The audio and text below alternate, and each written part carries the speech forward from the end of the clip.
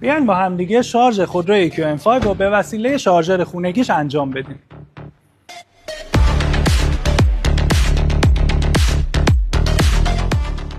مطمئن باشین که خودرو در وضعیت خاموش قرار داره. در پوش شارژر و خودرو رو باز میکنیم.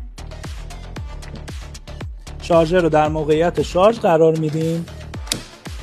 اینجا حتما صدای قفل مکانیکی شارژر رو بشنوید. نشانگر شارژ خودرو هم آبی میشه.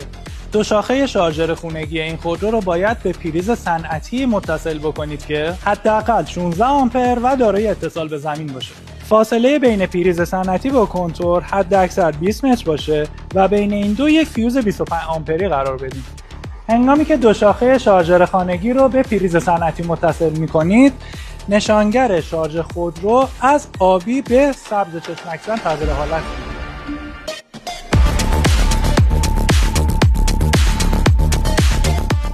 پس از اتمام شارژ خودرو، کلید بالای رابط شارژ رو فشار داده، رابط رو در میاریم، در پوشاشون رو میذاریم.